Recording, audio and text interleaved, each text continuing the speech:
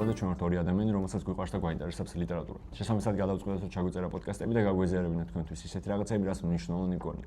დღევანდელი ჩვენი ტექსტი გახლავთ დოსტოევსკის თეთრი ღამეები. ბევრი ვფიქრეთ, ცოტა ვფიქრეთ, მივხვდით, რომ ეს ტექსტი საკმაოდ მნიშვნელოვანი არის, მით უმეტეს თანამედროვე ახალგაზრდების კონტექსტში და გადავწყვეტეთ, რომ გულგატეხილ საზოგადოებას 1 საათიანი მოსასმენი ვაჩუქოთ.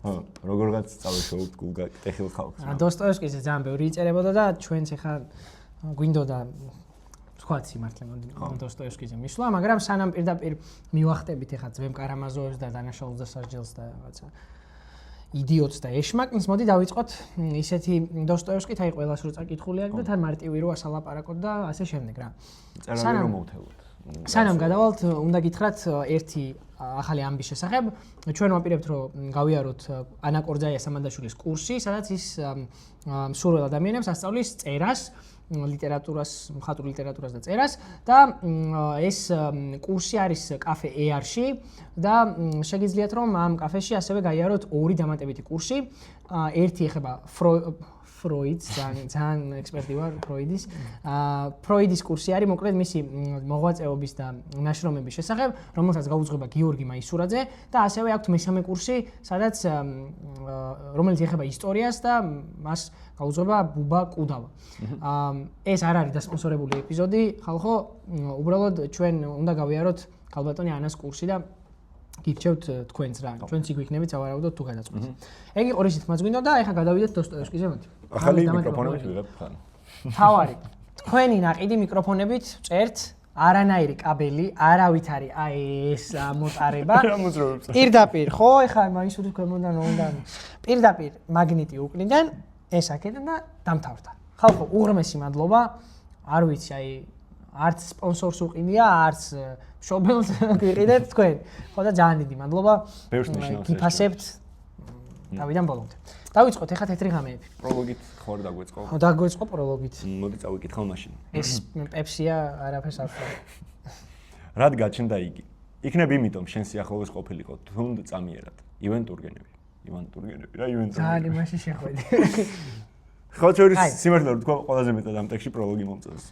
მე არ მომწონს ყველაზე მეტად პროლოგი. მე წავიკითხავ მეორენაირ თარგმანს სამი იმისა, აგერ ამოწერილი მაქვს.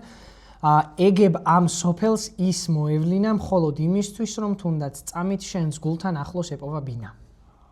ეს არის მეორე თარგმანი და მე უფრო მომწონს. კაი. ტურგენევის. შენ ის ეს რომელ პერსონაჟზეა უგონთ? ანუ ვის მიემართება?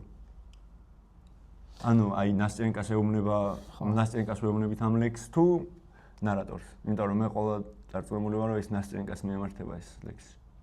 ძალიან რუსულად იძახია. ნასტენკა თუ როგორ არა, ნასტენკა არის რა გამო. არ ვიცი, ორივეს, ანუ მუღამიც ეგ არის, რომ ჩემი აზრით, რომ ისე გვანან ეს პერსონაჟები ერთმანეთს, მანამდე მათი ისტორიებიც ისი არის რაღაცა პარალელური სარკისებური და მსგავსნი, რომ ეგ ზღვარი ცოტა წაშლილია. ამიტომ შეიძლება რომ ნასტენკასაც მიემართებოდეს, ჩემი აზრით ნასტენკას მიემართება. მაგრამ შეიძლება რომ საერთოდ პერსონაჟი არ იყოს რა. და იყოს რაღაც გრძნობაზე, რაღაცა სიყვარულის გრძნობაზე, ბედნიერების. უშუალოდ მოთხრობაზე ალაპარაკე, ეს მოთხრობა იმიტომ მოევლინა, რომ ეს რაღაც წამიერი სიახლოვე მაინც ყოფილიყო მკითხველთან. რა ვიცი, ეგ გაგების მომენტი რო შედგება დოსტოევსკისთან, ყოველ შემთხვევაში თეთრ ღამეებთან თლაც სასიამოვნო არ არის, იმიტომ რომ სულ ნეგატივი და სიშავე და ის მოაქ რა ქვია, ობობის ქსელი. დოსტოევსკის კი. ამიტომ ვერ ვკითხულობ. ხო. ის დეტალი ხო არ მინახსენე. თეთრ ღამეები რა თქი. კაი, დავიწყოთ სათაურით მაშინ. ნუ პრინციპში დავიწყეთ პროლოგით, მაგრამ გადავიდეთ სათაურზე. თეთრი ღამეები გარდა იმისა, რომ პეტერბურგში ხდება ეს მოქმედება, ვითარება მიმდინარეობს პეტერბურგში. მოდი ორი სიტყვით ვთქვათ, რომ ესე იგი ეს წიგნი არის ეს რაღაცა ნაწარმოები, მოთხრობა არის იმაზე, თუ როგორ შეუყვარდება მთავარ პერსონაჟს ქალი სახელად ნასტენკა, ამ ნასტენკასაც უყვარს კაცი, რომელმაც რაღაცა დაპირდა რომ ჩამოვიდო და დაბრუნდებოდა მოსკოვიდან პეტერბურგში და ესე ვთქვათ, იმედები გაუცრუა, ამიტომ ნასტენკა გულგატეხილია და ესეც გულგატეხილი კაცია და თითქოს ერთმანეთს შეიყვარებენ, მაგრამ ბოლო მომენტში, როცა თითქოს უნდა ეწვიოს რაღაცა ბედნიერება, მაშინ გამოჩნდება ის კაცი მოსკოვიდან და ნასტენკაც მას გაყვება და დარჩება მარტო ისევ და უფრო გულგატეხილი მთავარი პერსონაჟი, როგორც აქამდე იყო. იმაზე მეტი ვიდრე აქამდე იყო. ეხლა თეთრი ღამეები როგორ შეგვიძლია რომ ავხსნათ? პეტერბურგში მიმდინარეობს როგორც უკვე ვთქვი ამბავი და მოგეხსენებათ პეტერბურგის ღამეები დროის კონკრეტულ სეზონებში, წელიწადის კონკრეტულ დროებში, მისი ლოკაციიდან გამომდინარე ისე არ ღამდება იქ, როგორც დაუშვათ თბილისში ან საქართველოში. აქედან გამომდინარე რო ვერ ბნელდება თეთრ ღამეებს უწოდებენ პეტერბურგში ამ ღამეებს, მაგრამ აქ არ უნდა გავჩერდეთ ჩემი აზრით, ანუ ამ სათაურის გაშლაზე და რამდენიმე დეტალი მინდა რომ გამოვყო.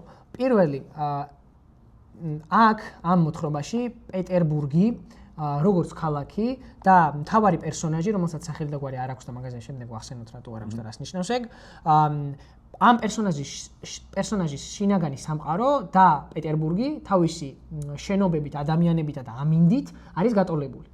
ანუ, როდესაც დაუშვათ არის აღწერილი რა ემართება მთავარ პერსონაჟს, როგორი დეპრესია აქვს, რამდენად ცოტა შიზოფრენიული ტიპის პერსონაჟია, რა გაჭირვებები აქვს, რა მენტალური პრობლემები აქვს და ასე შემდეგ.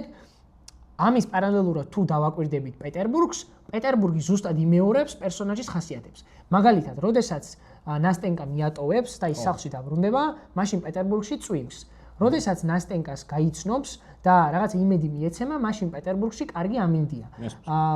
ცუდ განწყობაზეა, იმიტომ რომ პეტერბურგის მუდმივი მოსახლეობა გამომდინარე რა სეზონიცა მიდის, ეს ადამიანები მიდიან აგარაკებზე. ამიტომ ცოტა ისე გზნობს თავს. მე რაღაცა მინდა ჩაგეკითხო მანდ რა. ხო. ამინდი ხო ქალაქს არ ეხება. რატო? ანუ ამინდი იმ კონკრეტულ ტერიტორიაზეა და არა უშუალოდ პეტერბურგიდან გამომდინარე. ანუ ჩვენ თუ ქალაქს როგორც რაღაცა არსებას ავიღებთ. ხო. ქალაქი ცალკე პერსონაჟია ამ ქალაქს როგორც ცალკე პერსონაჟი თუ ავიღებთ. ამინდი ქალაქს არ უნდა მივაწეროთ. ქალაქი ამინდი სამყაროს ნაწილია და ქალაქი უშუალოდ ცალკე პერსონაჟია. ხო, საინტერესოა ეგ. იმიტომ რომ ეს მე სიმართლე რო გითხრა, ესე დავინახე რომ ამინდზე მართალი ხარ, ამინდს განვეგებს მთავარი პერსონაჟის განცდები. მაგრამ ქალაქი მე როგორც ნასწენკას სარკე ისე დავინახე. და ტექსტი მე ანუ ქალაქის და ნასწენკას ურთიერთობას ეს სარკისებრად ეგრე ალაგებს, რომ ტექსტი თუ იწყება ქალაქის დაცარიელებით, ტექსტი მთავრდება ნასწენკას წასვლით. ნასწენკა და ქალაქი როგორც ერთი მოცემულობა, რა მსგავსი მოცემულობა და არა ერთი. იმიტომ რომ ეს რეალურად ამ პერიოდის პეტერბურგი საშუალო ზომის ქალაქია. დიდი ქალაქი არ არის მაინც, არც პატარა ქალაქი არ არის, საშუალო ზომის ქალაქია. 19 საუკუნის პეტერბურგი. ხო, საშუალო ზომის ქალაქებს ეგეთი რაღაც ჩვევიათ, რომ ქალაქში ადამიანებს ცნობ, მაგრამ მათ რეალურად არ იცნობ, ანუ ეს პიროვნულად არ იცნობ, მაგრამ სახეზე ცნობ რა. და დაახლოებით ეს დამოკიდებულება აქვთ ნასტენკას და მთავარ პერსონაჟს, რომ ერთმანეთს ბოლომდე მაინც ვერ იცნობენ, მაგრამ რაღაც შეცნობის დონეზე მისულები არიან, მაგრამ ბოლომდე გაცნობა ვერ ხორციელდება, იმიტომ რომ რაღაც 4 ღამეზე გვაქვს ლაპარაკი, მეძე არა. რაზე ვლაპარაკობთ რეალურად? ხო, მაგრამ მან ხო მოდით სათაურს შევკრავ და მე გადავიდეთ მაგაზე. ანუ ღამე, რომელიც არის ყოველ შემთხვევაში ჩემთვის ასოცირდება ეგრე რომ რაღაცა უფრო ინტიმური განმარტოვების პერიოდია, როცა საკუთარ თავთან მარტო რჩები, გოდო გადავარდა ხო? საკუთარ თავთან მარტო რჩები და გეძლევა შანსი, აი მაგალითად რაღაცა ლექს თუ წერ, წესით ღამე უფრო წერ, ან რაღაცა ფიქრები უფრო ღამე მოდის. ანუ მარტო ხარ რა, ღამე არის განკუთვნილი შენთვის და სხვისთვის არავისთვის. და როდესაც აქ შემოდის თეთრი თითქოს ინტიმურობა და საკუთარ მესთან დარჩენის ადგილი აღარ რჩება რა.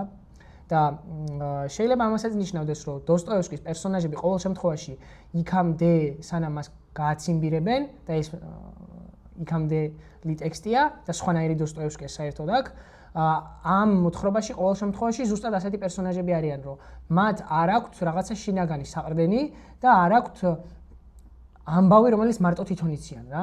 ანუ ფარდა ახდილი პერსონაჟები არიან. არასდროს არ ჩამოიშვება ეს ფარდა. და ამიტომ ჩემი აზრით ეს თეთრი ღამეების იდეა შეიძლება ნიშნავდეს ამას, რომ მარტოობის შესაძლებლობა გამქრალია, იმიტომ რომ ყოველთვის მარტო ხარ. ხო. ხო. ანუ აი ახლა მაგალითად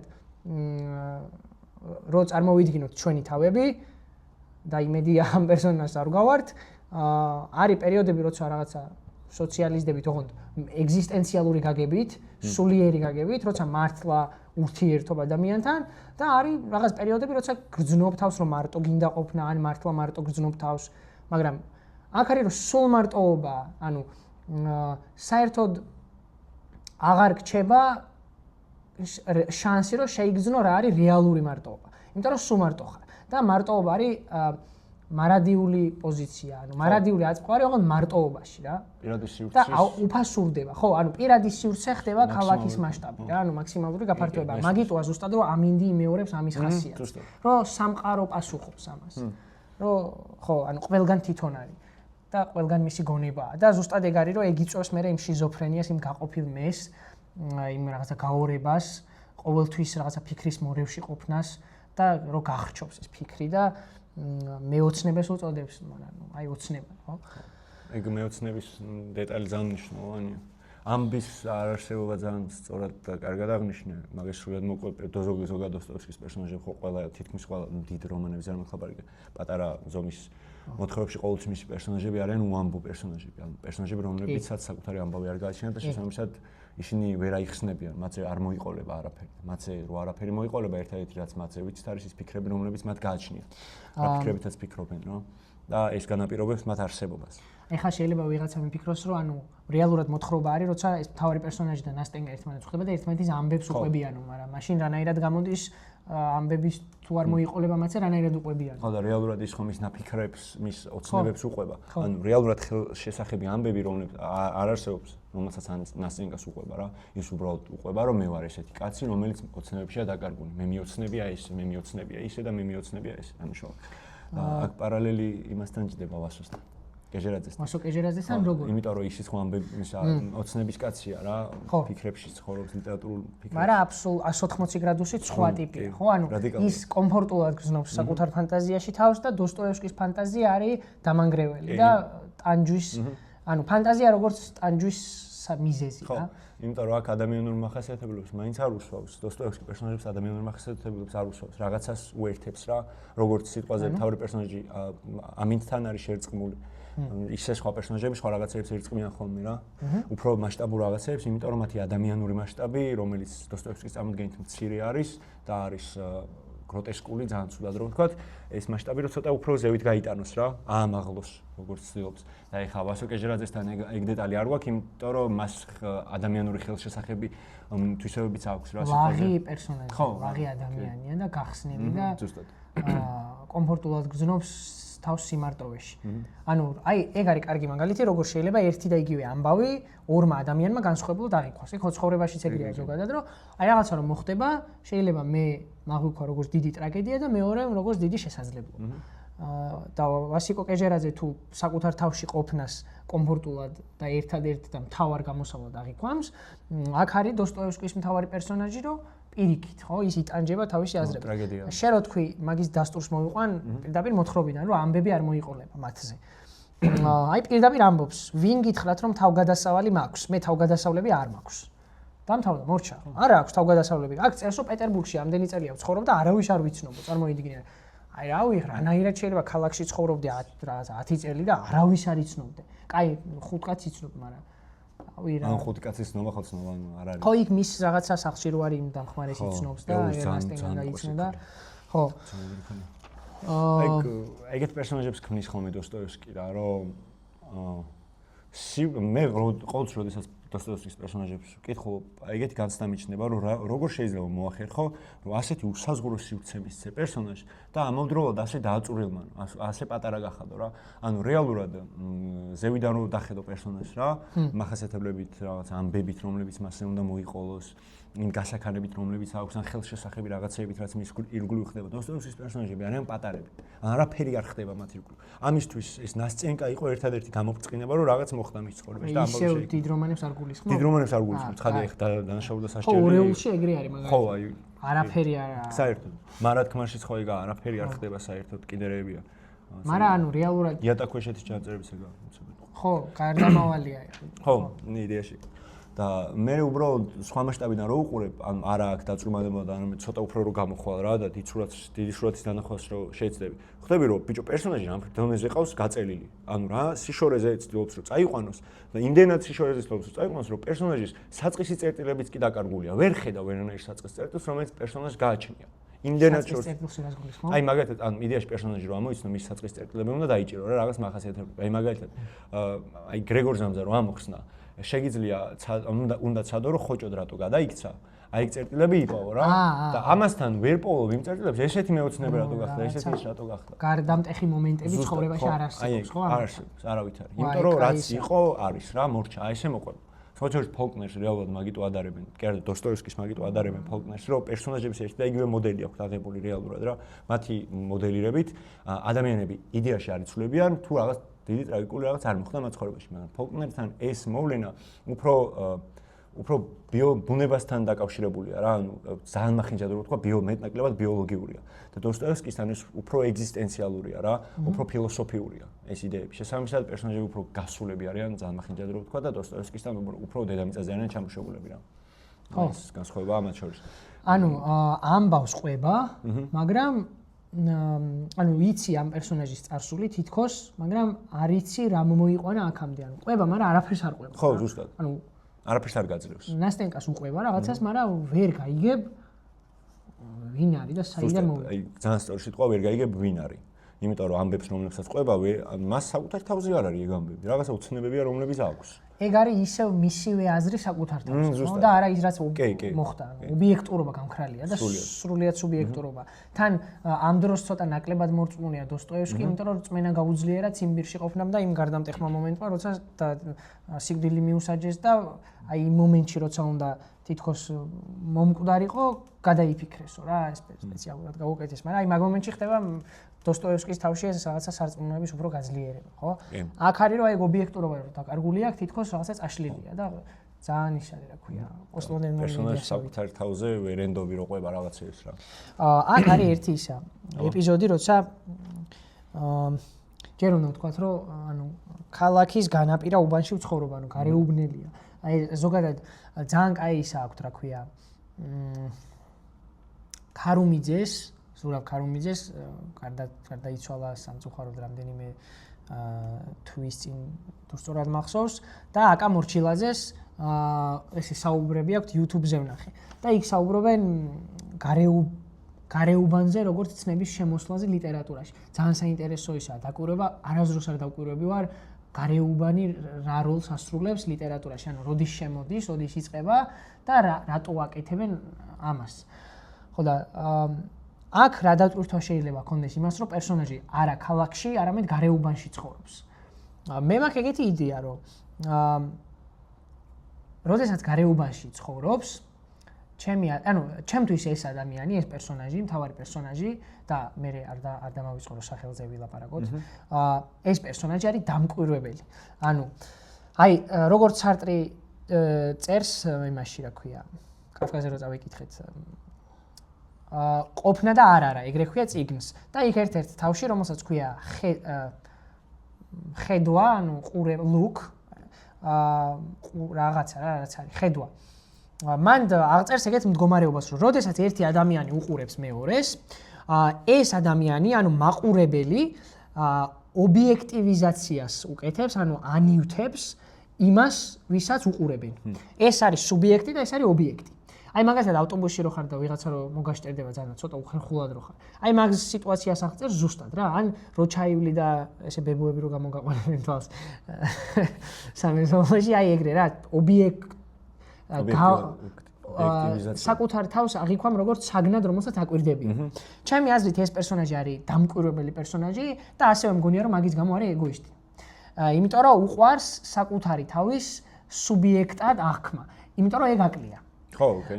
ადამიანებზე დაკვირვება რო უყვარს ეგ ჩანს იმით რომ ძალიან ცუდად გრძნობს თავს როცა პეტერბურგი იცლება. იმიტომ რომ ის ადამიანები რომლებსაც აკვირდებოდა ახლა აღარ არიან და წასულები არიან აგარაკებზე. ანუ ის რაც მის პიროვნების განცდას უქმნიდა ეგ ეკარგება. ვიღაცას რო აკვირდებოდეს და მაგით საკუთარი სუბიექტობის განცდა ჰქონდეს. იმიტომ რომ დოსტოევსკის და ეგზისტენციალურ პერსონაჟებს ეგ არ აქვს. მესმის კი. გარეუბანში რო ცხოვრობს, ჩემი აზრით ეგ შეიძლება აძლევდეს იმის შესაძლებლობას, რომ ქალაქს უყუროს გარედან. და შესაბამისად, როგორც იმ ადამიანებზე, ისე ქალაქზეც ხდება დამკვირვებელი და ქალაქის ობიექტივიზაციას ახდენს რა. ოკეი, ეგ შეიძლება რომ ნიშნავდეს თუ იმას ის თუ რატო ცხოვრობს გარეუბანში შეიძლება ასე ახსნას. ხო, ეს უბრალოდ ეგოიზმისაც შემოვიდა. ეგოიზმი შემოვიდა იქ, რომ შენ როგორც მაყურებელი გრძნობ იმ ადამიანზე აღმატებულად თავს, ვისაც უყურებ. იმიტომ რომ შენ თუ ამ ლოგიკას გავყვებით, რომ შენ მის გასაგნებას ახდენ, თუ ასაგნებ მას, მაშინ შენ ანუ როდესაც რაღაცას უყურებ, ის შენზე მაღალ პოზიციაში ვერ იქნება. ჩემი აზრით, იმიტომ რომ დამკვირვებელი ხარ შენ. ანუ გასაგნება ხო აუცილებელი არ არის, ანუ უბრალოდ დამკვირვებელი ხარ. ანუ საკუთარი ის არ ცოტა დავлогო. ანუ არ გაგაჩნია შენ ცხოვრებაში ისეთი რაღაცა, რასაც მიემართები, რასაც უყურებ შენ ცხოვრებაში და ირჩევ რომ სხვა ადამიანებს უყურო უბრალოდ რა. აქ აღმატებულობას ვერ ხედავ. ხო და ნახე, ეგ არის მეორე. მე რო გადავწყვიტე რომ აი ჩემს სახლში მეხუთე სართულზე აივანზე გამოვიდე და ჩემ მეზობლებს ვაკვირდებოდა მთელი დღე. ანუ აღმატებულად არ ვიგზნობ იმათზე თავს, არც გავასაგნებ. ისინი უბრალოდ უფრო საინტერესოები იქნებიან ჩემს, ვიდრე მე ვარ საკუთარი თავისთვის. ეგ არის ისა, ანუ ორად რო გავყოთ მაშინ. ერთი ეგ მიმართულებაა, როცა ცოტა უფრო პოეტურად ალბათ სწორი სიტყვა არის, ანუ უბრალოდ რო აკვირდები იმისათვის რომ დააკვირდე და არანაირი ისა. მეორე არის რაც ეგზისტენციალიზმშია. რომ და კავკასთან არის ეგ საერთოდ უმაღლეს ხარისხში. რომ შენი მზერა, აი მზერა ქვია იმ თავს. მზერა იწვევს ზუსტად მაგას, რომ აი კავკასთან პერსონაჟს რო უყურებენ, ის იმიტომ იშმუშნება და იმიტომ გრძნობს თავს ეგრე, რომ ისინი მასზე მაღლად განან. ანუ მაყურებლები არიან. ორუელთან რო დიდი ძმა გიყურებს, არის იმიტომ რომ დიდი ძმა შენზე მაღლად გას და გიყურებს. ხო და ეხა ორუელი ეგზისტენციალიზმი არ არის, მაგრამ აქ მაგით ვთვლი რომ ეს ეგზისტენციალიზმია, ეგზისტენციალიზმში ეგრეა და აქაც ეგრეა. იმიტომ რომ მე მაკეთკენ წამიღო რომ ვკითხულობდი რა. ანუ ამ პერსონაჟს ჩემი აზრით საერთოდ არ უყვარს დამალვა, ანუ საერთოდ არ არის ჩემი აზრით ისეთი პერსონაჟი როგორიც მაგალითად იოზეფ და ჩაკეტილი და არაფერზე ცოტა, უბრალოდ ცხოვრება მიიყვანა მაქამდე რომ ცხოვრება და საკუთარმა აზრებმა მიიყვანა მაქამდე რომ ეგრე იგრძნოს თავი და თulis რომ არ იმსახურებს ასეთ ყოფნას, ასეთ ცხოვრებას, გამოსასწორებელი აქვს და ამიტომ ცდილობს რომ რაღაცეებში ეძებოს ის რაც საკუთარ თავს დაფასებულად აგზნობინოს. ერთ-ერთი იდეა არის ეგ რომ ქალაქში დადის და უყურებს ხალხს. მაგრამ მე ქალაქში ეგრესიარული და ადამიანებთან ურთიერთობა ემპათიის უმაღლესი ფორმატ ჩაუთვალე. რეალურად ერთადერთი თვისება, რომელიც ბოლო თავამდე ამ პერსონაჟს მივანიჭე და მე მთლიანი თავების მანძილზე ნასწენიკასთან ურთიერთობაში რაღაც თვისებებს იძენს ჩემი წარმოდგენით, მაგრამ ერთადერთი თვისება, რომელიც აღმოვაჩინე ნასწენიკამდე, იყო ემპათიის განცდა. ანუ მას რეალურად იქიდან გამომდინარე, რომ მას საკუთარი განცდები არ გააჩნია, რაღაცა ცუდი სიტყვა ახლა ქართულად რა ქვია მაგას. მისთვის აუცილებელია რომ ქალაქში იაროს და სხვა ადამიანების განცდებით იცხოვროს. რეალურად ემპათიის მაქსიმალური ფორმა ხო ეგ არის, რომ სხვა ადამიანის განცდებით ცხოვრობ რა და იმიტომ რომ თავის განცდები არ აქვს, ქალაქში მოძრაობს. მე ჩემი პოზიტივისტური ახ ჩემი მომწონს. იქ პოზიტივისტურია. სხვა ადამიანების განცდებით რო ცხოვრობ, რანაირად არის პოზიტივისტური? პოზიტივისტური არ ნიშნავს რომ დადებითი უნდა იყოს, ან პოზიტივისტური იმას ნიშნავს რომ ეგზისტენციალიზმის კუთხით არ მიყავს. არამედ ეს ეგზისტენციალიზმს უკავშირდება ყველაფერი ისე. მე ხო, ყველაფერი რაც ეგზისტენციალიზმს უკავშირდება არის დიდი no-no. ეს ჩემი უფრო ადამიანურია რა, ანუ ადამიანი პერსონაჟი რომელსაც საკუთარი პიროვნული სიძლიერე არ გააჩნია, აქედან გამომდინარე არ გააჩნია თვისებები, არ გააჩნია მახასიათებლები და ერთ-ერთი რაშიც პოულობს სიმშვიდეს და რაშიც პოულობს საკუთარი თავის რაღაც ნაწილებს, არის სხვა ადამიანების განცდების განცდა. ხო, მაგრამ ეს მაგაში სიმშვიდეს რანაირად პოულობს? აი იმით რომ ისინი რომ მიდიან ერღვევა სიმშვიდე? დიახ, ჩემი არგუმენტი თქვი. ხო, კაი, სრულიად ის არის შემდგარი სისტემა, მაგრამ მე ხო, შენ მესმის არა. ჩვენ ხო ესეთ ტექსტებს რო ვდგენ ყოველთვის ესეთ ხდება. სხვანაირი აზრები გვაქვს. კიდე ერთ იმაზე მინდა კითხვა აზრი. ნახე, აქ არის ერთი ეპიზოდი, როცა პეტერბურგიდან გადის, ოღონდ იმით ქალაქგარეთ გადის, საერთოდ გარეუბანში კი არა. და იქ თავს გრძნობს კარგად. ანუ რაღაც ანუ აფორიაქებული როა სულიერად ამ ხალხისგან დაცლით, პეტერბურგი რო დაიცალა ხალხისგან, გადის ქალაქიდან, იქ რაღაცა შვებას პოულობს, იმიტომ რომ აღწერილია ეგ შვება და მე რო ბრუნდება, არის დამშვიდებული. და მე იწყება ამბავი. ხო და შენი აზრით რა გვრის მაგ შვებას რა? ანუ ქალაქიდან გასვლა რატო არის გატოლებული შვებასთან? ხო, რეალურად ჩემი წარმოდგენით დოსტოევსკი სპეციალურად ქმნის სივრცეს და გარემოს სადაც ადამიანები უბედურები შეიძლება იყვნენ. იქამდე სანამ არ მიხვდებიან, რომ სანამ დოსტოევსკი თავისითვე არ მიანიჭებს ამ პერსონაჟს ისეთ საჩუქარს, რომელიც მიცემს საშუალებას, რომ ამ უბედურებას გაცდნენ, მოძრაობა დაიწყონ. ისევ და ისევ ჩემი მე რო ვკითხულობდი რეალურად ეს ქალაქიდან გასვლის მომენტი, ჩემთვის პირდაპირი პარალელია ნასწენკა და ის კაცი, რომ მას სტოვებენ. ან პირდაპირ ერთაძის რა, რეალურად უბრალოდ აქ შეძახილია რა, რომ ნახე პერსონაჟს რო ზევიდან წერალმა დაუძახოს რა, რომ შენ რო ქალაქიდან გახვედი, იმ ქალაქიდან რომელმაც გადგინა და ხო ბედნიერი იყავი, ხომ შვიდად იყავი და კარგად იყავი, რო დაბრუნდი ხო უკეთესად იყავი, ვიდრე იქამდე სანამ წახვიდოდი. მოდი ნასწენკასაც შეხედი, აბა იმ ვითარებას რაც მე რეტრიალებს. ის რო შენთან იყო, ხო გტკიო და იმიტომ რომ იცოდი რომ შენი ვერასდროს იქნებოდა. რო წავიდა, ესე იგი როგორ უნდა იყო? ხო უფრო ბედნიერი უნდა იყო. ანუ ჩემი დოსტოევსკი, იმიტომ არის ერთ-ერთი ამ დოსტოევსკის მოთხრობები, იმიტომ არის გენიალური მოთხრობები, რომ ტექსტის შუაში, დასაწყისში, შუაში და ბოლოში, ანუ დასაწყისში და შუაში აუცილებლად ჩაგიგდებს ისეთ რაღაცებს, რაც ტექსტის ბოლოს ამოხსნაში დაგეხმარება. ოღონდ მარტო ამოხსნაში კი არა, არამედ ისეთი მექანიზმის შექმნაში, რომ პერსონაჟს შეუძახო რა გააკეთოს და ამ შეძახილით საკუთარ თავს შეუძახო მომავალში რა უნდა გააკეთო. მაგიტო ეგ წინასწარმეტყველური ისია ზუსტად აი სრული და მაგიტო აი ქალაქის ყველა ქალაქის სცენა ეგ არის ჩემთვის წინასწარმეტყველება რა აი ის ეპიზოდი თუ გახსოვს როცა ჩაივლის ქუჩებში და ვარდისფერი შენობა იყო ჩემი საყვარელიო და ეხა ყვითლად გადაღებესო აი ეგეც ზუსტად წინასწარმეტყველება შეიძლება იყოს ნასტენკას ეპიზოდის რო თან რა იცი ну რისი წინასწარმეტყველება გასაგებია ხო ანუ რომ რაღაცა მშვენიერება რომელსაც გიქრობენ და გიქრობენ შენგან ჩაურევლად და შენი ნების საწინააღმდეგოდ, ხო? მაგრამ მე მგონია, რომ დოსტოევსკის პერსონაჟები ყოველ შემთხვევაში აქ, ისევ და ისევ, ამით ტკბობას განიცდიან. ანუ მშვენიერებას ხედავენ არა ვარდის გაფურჩქნაში, არამედ ვარდის ჭკნობაში. და ერთი ისა მაქვს, რა ქვია, გახაზული მაქვს ერთი მომენტი რა. აი აგერ. პეტერბურგულ გაზაფხულს აღწერს, ადარებს ქალს, რომელიც აქამდე არ იყო ლამაზი და მოულოდნელად გალამაზდება, მაგრამ მე ესე წერს. მაგრამ გაივლის ეს წუთი და ხვალ იქნებ ისევი მუხალისოდ გამომზირალ ჩაფიქრებულ თვალებს წააწყდე.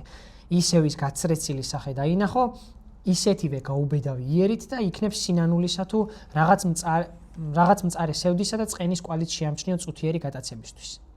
და შენს გული წყდება, რომ ასემალი დაჭკნე ეს სილამაზე, რომ ამაოდ მოკტაცა თვალი და არასოდეს დაბრუნდება. გული წყდება, იმიტომ რომ შეყვარებაც ვერ მოასწარი ამ მოკლე ხანში.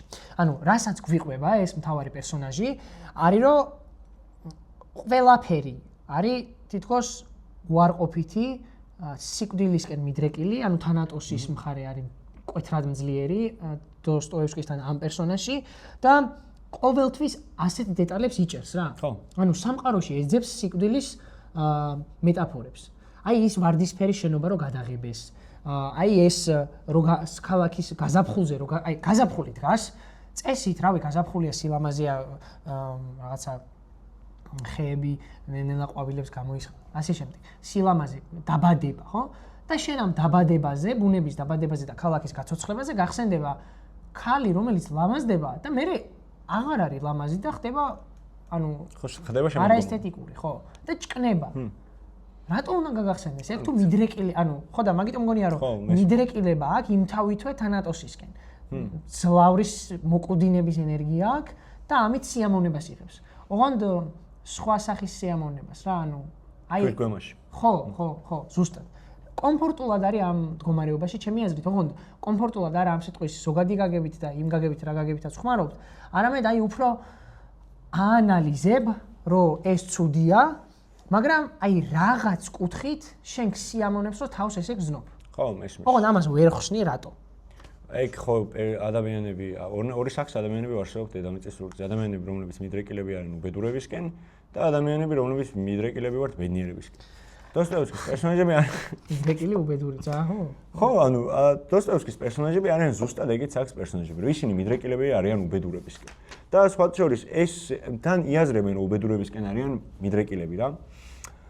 ანუ აქ მაგალითად ერთ-ერთი არგუმენტი იმისი, რომ მართალი ხარ შენ სრულებით და მაგისი მე გაგრძელება იმისი, რომ ის უბედურია იმით, რომ უბედურია, მაგრამ ეს უბედურებას დამატებული უბედურება მისთვის მაგარია, ანუ უბედურება. მინუსი და მინუსი პლუსი. ხო, ანუ იმენა რაღაცა გააპლიუშა ბოლომდე. ის კიდე ის არის მაგის არგუმენტი, რომ ის ფაქტი, რომ აი კაფკასთან რო არის, რომ იმის დაკარგო, დანაკარგის განცდა, რაც არ გქონია ისედაც. ეგ ყველაზე მძიმე დანაკარგის ფორმაა. დოსტოევსკისთან კი ყველაზე მძიმე დანაკარგის ფორმაა, მაგრამ ამ დანაკარგისკენაც მიდრეკილება. ანუ მე რავი, ეგეთ ადამიანთან რო დამსვა და 10 წუთი მალაპარაკო, შეიძლება სულად გავხდე. რატო არის შენი აზრით ერთ-ერთი ყველაზე აი იმ დღეს ვიყავი ერთ-ერთ წიგნის მაღაზიაში და ბესტსელერების სიაიდო ათეული. და თეთრი ღამეები იყო რაღაცა მესამე თუ ანუ ძალიან ხო. რატო არის პოპულარული შენი აზრით? კონკრეტულად ეს ტექსტი იმიტოა პოპულარული და ძალიან მარტივი არგუმენტი მაქვს. ერთი 7 ნასწენკას ვიცნობ და ერთი 10 მთხრობელს რა. აკ მინიმუმ 10 ვიცნობ. და დიალოგი მქონია ერთი 4-თან. ანუ უდიდესი პატივისცემა ყველა მათგანს, უდიდესი, იმიტომ რომ მაგის ნახევარი კი კონტაქტი აღარ მაქვს მაგის ნახევართან, მაგრამ მეორე ნახევართან ვისთანაც მაქვს, მაგრეში ხალხი არიან, მართლა ეხლა ცუც ვერ მაინც ვერ მოხდებიან. ხო, რა თქმა უნდა, მაგრამ ბიჭო აი ნახე აგერ არის ზუსტად. ნასტენკა ეუბნება მე ის მაცინებს რომ საკუთარი თავის მტერი ყოფილხართო. ხო და აი ზუსტად ამ ტიპის ადამიანების დიაგნოზი არის ეგ, საკუთარი თავის მტერი ხარ რა. თან ესენი არ არიან, ანუ ესენი არ არიან ქმედების პერსონაჟები რა, ესენი არიან აი მუდმივი გახლეჩილობატანი რა, ვერ დგამენ ნაბიჯს. ერთადერთი მომენტია ამ მოთხრობაში, როცა მთავარი პერსონაჟი დგამს ნაბიჯს. ეგ არის, როდესაც ნასტენკას ვიღაცა კაცი მიუვარდება და ეს დასახმარებლად მიეშველება. და ეგ არის ერთადერთი ნათელი წერტილი, ისევე როგორც იმ ქალაქიდან გასვლა არის ფიზიკურ სამყაროში ნათელი წერტილი, ამ ადამიანის შინაგან სამყაროში ერთადერთი მომენტი არის მოთხრობაში, როდესაც დასახმარებლად წავა და ძალიან გამიკვირდა სხვათა შორის და მან ვფიქრობდი მე რაღაცნაირად ხო არ შეიძლება ეს გადავათამაშო ისე რომ არ გამოვიდეს ნათელი წერტილით ხო რა, აი ვიფიქრე მაგალითად ის ვინც მივა მოსაკლავად ნასტენკასი, ან რაღაცა არ ვიცი ისთვისაც მივა მოკლედ. ეს თვითონ ხო არ არის ხო რა?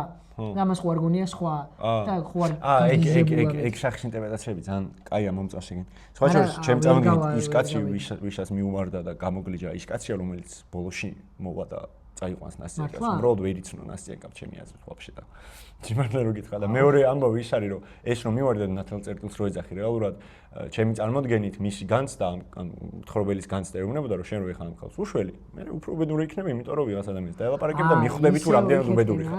ხო ანუ თვით რეფლექსირების შანსი გექნება იმ უბედურებაზე რომელიც გამოიარე რა. იმიტომ რომ რეალურად თვით რეფლექსირების შანსი მე ეძლევა. მესამე პირში იწყებს თავის ამბის მოყოლას იმიტომ რომ პირველ პირში ხო რეალურად რატო ხდება? არა აქ მის არა ქვია. გადახარშული არა აქ ამბები და მაგიტო ვერ ახერხებს პირველ პირში ხო? სირცხვილია. საკუთარ თავს ვერ აღიქვამს როგორც მონაწილეს, როგორც არსებას რაღაცა და ურჩევნია რომ მთხრობელი იყოს და მოყვეს ვიღაცა. ეგ ერთი ამბავი და მეორე თან ის არის რომ თან რცხვენია თავისი ამბების და ვერ ახერხებს თვითონ მოხდა. ეგ ყოველთვის ეგრეა, რამდენისგან მომისმენია მესამე პირში მიყვებიან ამბებს და აი რომ პირდაპირ ხვდები რომ ვიცი რომ თავიანთი ამბავია. უბრალოდ ვიცი რომ რცხვენია ამ ამბის და მე ურჩევნია რომ მესამე პირში. ეგ რამე მხარ ხარ? ვარა, მე ვერასდროს ეგრევე ეთყობათ. მე ვერასდროს. ეგრევე გითხრა რომ ეგეთი რაღაცა მაგრამ რო გიყვებიან რა მესამე პირში ამბავს. პატარა ცუდი რაღაც უნდა თქვა, ძალიან პატარა რა და რეაქციაზე ატყობ მე მაგეთი ამბავია თორე. აი, უნდა წაკბინო იმ ტიპს ვიზეც გიყვება და თუ შეეცვალა. და ეგრევე ხდება მე, აი ეგრევე ეთყობა. ხო, აუ რაღაც ის მე რამდენი დამოვიწყდა. რა? რაღაც ის თქვა მინდა და დამოვიწყდა. იმაზე ვთქვა სახელი რო არა აქვს და მე გადავიდეთ უკვე ცნებებზე, იმიტომ რომ აქ ისეთი ამბები ხდება რომ მაგაზე ზოგადად უნდა. 35 წუთი ვაპარაკო ნასტენკას არ შევხედე ვართ. მოდი ჯერ სახელზე შევიდეთ. ხო, სახელზე. და ამის მერე გადავიდეთ ნასტენკასი. სახელი რო არა აქვს, ეგ რაღაცა ტალღა მოდის ლიტერატურაში რა, მოკლედ დოსტოევსკი ერთ-ერთი პირველია, როცა უსახელო პერსონაჟები მოდის. ეგეც ერთ-ერთი მაჩვენებელია, ანუ იდენტიფიკატორი იმისა, რომ ამ ადამიანს რაღაცა გასჭირვებია. მარტივად რო ვთქვათ. ანუ შფოთვითი არსებები რომ არიან ეს პერსონაჟები და მუდამ გაორებული საკუთარ თავში და მუდამ აი ამ აზრებში ჩაძირული და როგ ტანჯავს ეგ აზრები, ამის ერთ-ერთი მინიშნება სანამ მის ამბავს გავიგებთ არის ის რომ სახელი არ არის ნახსენები. ნუ მანდ ელოდები რომ იქნება მე რეახსენოს, მაგრამ წიგნის კითხვას რომ მორჩები, ეგ გიდასტურებს, რომ კი ეგეთი არსება. ეგ არის კნუთ ჰამსუნის შიმშილში, არა აქვს სახელი, მე იყენებენ ან გვარს მოაკლებენ ან სახელს სხვადასხვა ავტორები. ეგ არის ჯემალ ქარჩხაძის მდგმურში და სხვათა შორის მდგმური აქაც არის და შეიძლება რაღაც ინსპირაცია წამოიღო აქედან. არ ვიცი. მდგმურის ცნების ინსპირაცია აქედან. მდგმურის ცნება შეიძლება, იმიტომ რომ სახელი არც იქ არ ქვია იმ თავარ პერსონაჟს. მდგმური რეალურად არასწორი თქვა, ჩასახლებული უფრო სწორი თქვა იქნება ჩემს. ჩასახლებული საინტერესო ვერსიაა, რატო? გმური რაღაცნაირი სიტყვა რეალურად არასწორი სიტყვა მგონია, ზოგადად არასწორი სიტყვა მგონია. რა რითი განსხვავდება? თვითონ ჩასახლება სიტყვა გიხსნის. ზედმეტი ხარ მან? ხო, ზუსტად. და გმურში არ ჩანს ეს. ხო, ჩასახლებულში ნიშნავს რომ ზედმეტი ხარ. მაგრამ ყველა მაშინ ეგ გამოდის რომ პეტერბურგში ჩასახლებულიც არის ეს მთავარი. ყველგან აბსოლუტურად. ყველგან ვერ შეეჩვევა. სად არის ამისთვის იდეალური გარემო? ქალაქის გარეთ. ხო, ხო ჩანს ეგ, ხო. ოღონდ ქალაქის გარეთ არის უსასრულო სივრცე. ხო, და ვერ რეალურად რა ერთი სახის ინტერპრეტაციით თუ ძალიან ვეცდებით რომ ვიპოვოთ აქ ღმერთი და ვიპოვოთ აქ ბიბლიური პარალელები და ვიპოვოთ აქ კავკასთან ბიზად ჩოფსოფლიდან ჩამოდის ეგეთია ახლა და რაღაც ეგეთია რომ კი გაცდი ქალაქს თუ ქალაქს გაცდი უსასრულო სივრცეში მიდიხარ და თუ ამ უსასრულო სივრცეში მიდიხარ всё უკან არ მოიხედო მთავარი ეგაა და იქნება ბედნიერი და წადი იარაღე. ხო, მაგრამ არასდროს არ დგამს არც ერთი პერსონაჟი მაგნაირად. არც ერთი. ამან დაიწყდა მაგრამ დაბრუნდა. ცადა და დაბრუნდა, ხო, ზუსტად. დაბრუნდა და ოღონდ მეორე ინტერპრეტაციით ღმერთი შანსს აძლევს კი რომ კიდე წავიდეს. და ეს მაგ შანსს მაინც ვერ იყენებს. ნასტინგას გაცნობა არის ეგ ჩანს. და მერეს ჯის, ოღონდ მესამე ინტერპრეტაციით კიდე თუ დააყოლებ ტექსტის ბოლოში გვაქვს არგუმენტი იმისი თუ რატო არ სჯის. დილა არის და აბლაბუდები ჩამოხსნილია. შეგიძლია ცოლი მოიყვანო. აია. მე გინდება თან ხო გეუბნები ლით კლუბი რო გქონდა პროსტა მე ძალიან პირველი 3 ვიდეო ეგზისტენციალიზმზე ეს ღმერთის იდეები და რაღაცები ძალიან ახლა აღარ მინდა მაგები შემოვიდა თორე ერთი საათ ნახევარი ვლაპარაკობდით ღმერთის ინტერპრეტაცია ამ ტექსტში რა ძალიან კაი გამოვიდა სხვა შორს კი ეგ ეს იყო ანუ აშკარად ხა დილით რომ თავდება მზის ამოსვლა ხო მზის ამოსვლა სრულიად ტექსტზე მე აჯენ რომ რეალურად ტექსტი პოზიტივისტურად თავდება ისე რომ ამ პერსონაჟში ეძლევა საბოლოო შანსი და თვითონაც იაზრებს რომ შანსი ეძლევა რომ ცოლი მოიყვანოს ოღონდ ცოლი მოიყვანოს მეტაფორული გაგება ეს ნიშნავს იმას რომ ქალაქს გასცდეს და იაროს თავის გზაზე და მაგიტომი გახდეს და ზუსტად მაგიტომ მიყვარს ის დამლაგებული ქალი იმიტომ რომ ეგ დამლაგებული ქალი ასრულებს მაგ დასტურის როლს რომ აბლაბუდები ჩამოგიხსენიათ შეგიძლიათ და შორის ნასტენგასთანაც ეგ სარგისებური პერსონაჟი ყავს იმასაც ბებიამისი რომ მიიბამს და ჩაენაცვლება ის მოსამსახურე ქალი ზუსტად მაგის ფუნქციას ასრულებს რომ მიიწადი кайფიცი ზუსტად მოდი იმას ზვიად რატიანის ერთი პატარა ლექსი მინდა რომ წავიკითხო ჯერ მონაკოს წავიკითხავ თეთრი ღამეებიდან მანამდე გახსნეს ლუკა და ზუსტად ეგ ლექსი ისა ლექსი ქვია თუ რაც არის მოკლედ ეგ გამახსენა და მინდა რომ წავიკითხო ესე იგი ჯერ თეთრი ღამეებიდან მე მთელი ღამე მთელი კვირა მთელი წელი ვიოცნებებ თქვენზე ხვალ ისევ მოვალ აქ სწორედ ამ ადგილზე სწორედ ამ დროს და წუხანდელის მოგონებით დავტკბები ეს ადგილი ჩემთვის მეტისმეტად ძვირფასია პეტერბურგში 2-3 ადგილი მაქვს ასეთი ერთხელ თქვენსავით მეც მატირა მოგონებებმა და ეხა მინდა წავიკითხო ეს ტექსტი და მინდა რომ ცოტა ვილაპარაკოთ ამაზე და უბრალოდ ხაზი გაუსვა იმას, როდესაც ადამიანს გააქვს ქალაქში შენი ინდივიდუალური ადგილები, სადაც რო ჩაივლი, აი ხარ რო წავიკითხავ, მიხვდებით. თუ კი ამბავი, რომელიც მოხდა, მხოლოდ მაშინ გახსენდება, როცა ჩაივლი იმ ადგილთან, სადაც ეს მოხდა. საკითხავია, რომელ თქვენგანს ახსენდება, შენ თუ ადგილს და თუ კი ადგილს, საკითხავია. მუდამ ახსოვს ის ამბავი, რომელიც მოხდა, თუ მხოლოდ მაშინ ახსენდება, როცა ჩაივლი. აი ეს არის ალბათ არ ვიცი ესეთი რაღაცა რო დამეწერა ჩემზე თავში ავარდნი ადამიანს ძალიან მაგარი აი ჯერ ხო რა პოეტური ხედვაა მაგრამ მე არის რომ თან პოეტური ხედვაა და თან რაღაცა შიც არის რა მაგას ეძახიან ხილვას რა პოეტურს ეგეთი დეტალი რო შენიშნა, აი ესეთი რამე როდის მოაფიქრდა წარმოდგენაც არ მაქვს რა. ალბათ სადმე მიდიოდა და არ ვიცი ხა მაგის გამოცნობას არ დავიწყებ, მაგრამ გაქვს ეგეთი ადგილი თბილისში? კი, რამდენიმე მაქვს. თბილისშიც მაქვს, ქუთაისშიც და ოზურგეთშიც.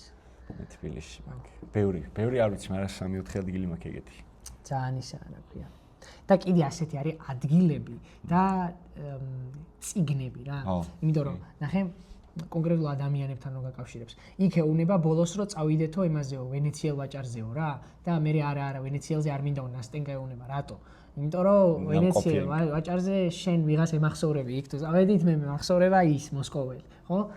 აი ეგ არის ზუსტად რაღაცა ხელოვნების ნიმუში ფილმი ან სპექტაკლი ან წიგნი, რო კონკრეტულ ადამიანთან გაკავშირებს. აი ამ წიგნს რო არასდროს არავის არ აჩუქებ. აი რაღაცა ეგ. ო, ეგ მარტო ხელოვნებაზე, მაგის სასაცილო კიდე გაგრძელება არის ბიჭები ძალიან ხშირად ვიყენებთ მაგ ტაქტიკას რა.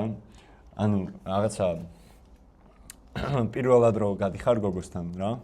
და სპეციალურად ისეთ ადგილს რო არჩევ, რაც იცი მე, აი ნაცნობ ადგილზე რომ მიყავს, იმიტომ რომ იმ ადგილზე როგორ უნდა რა უნდა გაგეთო ყველაფერი.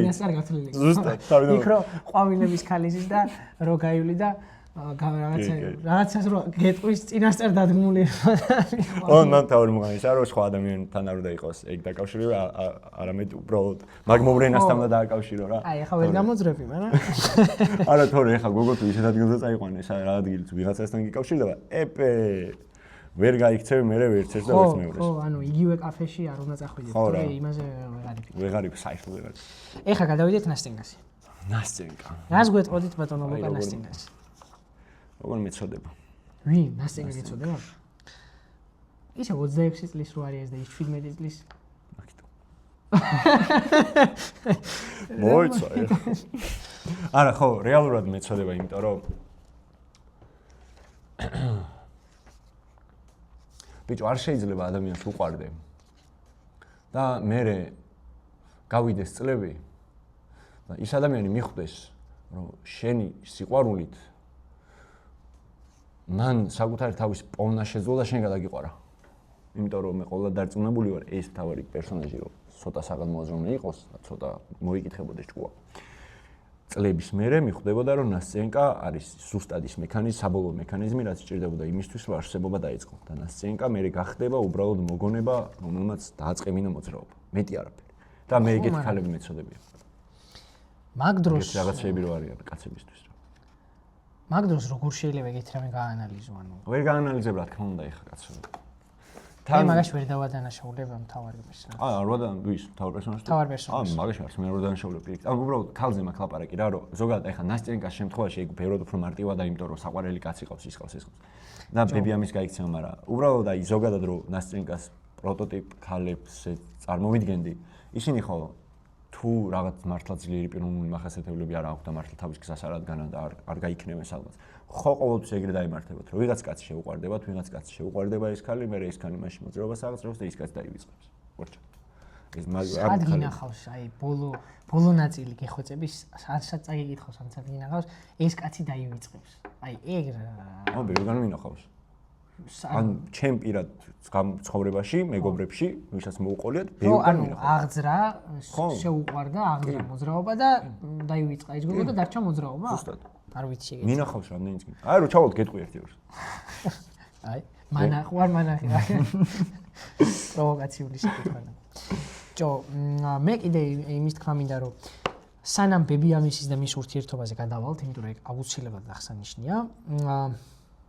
ცოტა იმ ანუ ფლაც სწორად არ იქცევა რა ნასტენკა რა.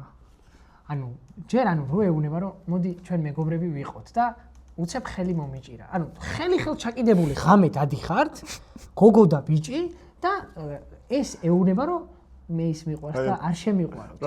ყველაზე ჩათლახური რაღაცაა. არ შემიყვაროთ და ანუ პირიქით რაღაცეებს ეუბნება რომ იმან ის ვერ ხვდება რომ პირიქით საპირისპიროებს ეუბნება, მაგრამ აღიქვამს როგორც ნასტენკას უნდა. ანუ ეს რო ეუბნება არ შემიყვარო, ის ვერ ხვდება ეს რატო ეუბნება, მაგრამ ანკესზე წამოეგება ესე ვთქვათ. ანკესი ცუდი სიტყვა. რომ მართლა უყვარდება, ან რაღაცა ჩვენ მეგობრები ვართ და აღიზიანებს მაგით იმაში სიყვარულის გრძნობას. რეალურად ხო ძალიან ცდილობს რომ დაკეროს არა? ნასტენკა ცდილობს რომ დაკეროს. ხო, აბა საკეთებს მე. თან ანუ რო დაამუღამა რომ ეს რაღაცნაირი ძალიან ბუნჩულაზაც არ ქვია რაღაცა ძალიან საყვარელი კაცია. თავის თავში ჩაკეტილია და ერთი ეს უნდა და ეგრევე გაიხსნა, ყველაფერი უთხრა. თან მორალი რო გაუღვიძა. მე ეს კაცი. მე თქვენ არ მინდა შეგაწუხოთ და რაღაც ეგ აი მან უნდა მიხვდა რომ აბზრიალებს რამდენი წელი 9 წლის დიდი კაცია. დაკუკა. აი ეგ მან უნდა მიხვდა რომ კაცი დაკუკულია. მაგარი დაკუკულია. ზუსტად ხო რა. ანუ ცუდადო. ძალიან ისა რა ქვია. აი კაცი ეგეთი არ უნდა იყოს ეს კაცი რო არის, თორე დარხეული აქ იმ კაცს და კიდე ერხა ამასაც არ შეიძლება. ბიჭებო. არ ეს ამას რო წაიკითხავთ, ეს არის ანტი რას უნდა ვიყოთ. გულისხმიერი ამოძახილი და მე კაცების კაცი ვარ. თუ ვერ მიხვდებოდით აქამდე. ენდრიუ ტეიტივით გამოვიდა. ეს შემოდაჭდა. მე კაცების კაცი ვარ მოკლედ და ის რაღაცას გეტყვით რა, რომ კაცი ვარ. მე ძალიან აი არ ვარ რეალურად, მაგრამ მაინც ზრუნავ ჩემს თანაასაკელ ადამიანებზე. ეს რაღაცას გირჩევდით რა, თუ ჩემი რჩევა გათვალისწინებადია. ყოველთვის ნებისმიერ დედრობით ქესთან ურთიერთობისას მნიშვნელოვანი არის არა ის, რომ საკუთარი თავი გადადოთ იმისთვის, რომ მეორე მხარესთან ყოფნა შეგეძლოთ. არამედ ის, თუ მეორე მხარე რამდენად ახერხებს თქვენი დადებითი თვისებების თქვენთვისვე ჩვენებას და გამოვლენებას. ანუ ურთიერთობის ერთ-ერთი პირიქითაც ხადია, კი, შენ როგორ გამოვლენებ. ახერხებ რომ მას საკუთარი დადებითი. ნე.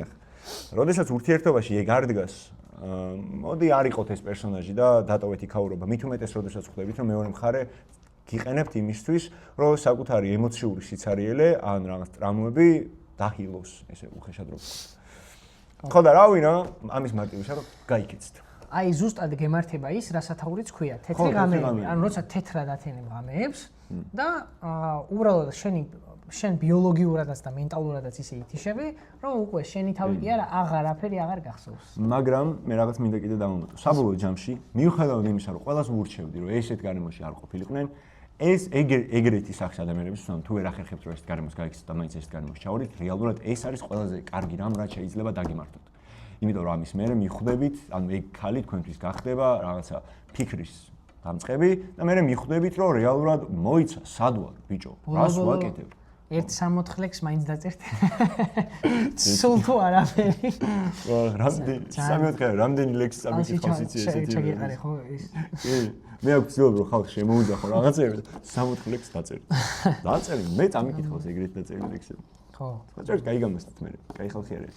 მოდი ბებიაზე გადავიდეთ და მით დავამთავროთ და ამით მივმართოთ ჩვენი მშობლების თაობას თუ როგორ უნდა იურთიერთონ თავიანთ შვილებთან სიყვარულის ამბავში. განსაკუთრებით საქართველოში გოგოშვილებთან, იმიტომ რომ ბებია არის პერსონაჟი, რომელსაც ძაფით ყავს მიბმული საკუთარი შვილიშვილი, რომ არ წავიდეს სადმე.